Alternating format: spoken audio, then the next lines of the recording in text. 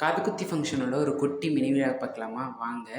Hi friends, நான் உங்கள் கணேஷ். இந்த வீடியோ புதன்கிழமை காதுகுத்தி ஃபங்க்ஷன் அப்போ எடுத்தது தான்.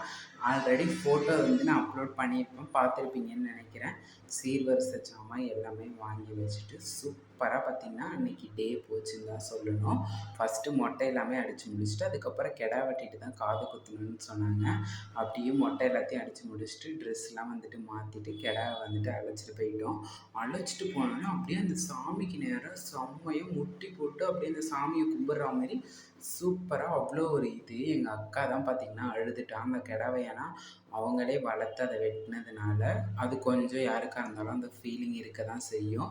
அதனால் பார்த்திங்கன்னா எங்கள் அக்கா மட்டும் அழுந்துட்டா. டக்குன்னு அப்படியே தண்ணி ஊற்றி இது பண்ணோன்னா அங்கே பாருங்கள் எப்படி அப்படியே உடம்ப சிலுப்புதுன்னு மட்டும் அப்படியே உத்தரவு கொடுத்தோன்னே உடனே வெட்டிட்டாங்க. அந்த வெட்டுறதை என்னாட்டி யூடியூப்பில் போட முடியாது. ஏன்னா ரத்தமாக ஏதாச்சும் பிளட் இருக்கிறத நான் யூடியூப் போட்டேன்னா அந்த வீடியோ பிளாக் ஆகிடும். அதனால் என்னாட்டி போட முடியாது. அதுக்கப்புறம் ஒரு 11:30 மணி அந்த ஸ்டேஜ் அப்போ பார்த்திங்கன்னா காதுமே குத்தியாச்சு. அந்த மொட்டை எங்கள் அக்கா பொண்ணு செம்மையாக அழுக ஆரம்பிச்சிட்டா. ஆனால் அந்த குட்டி பையன் அழுகவே இல்லை.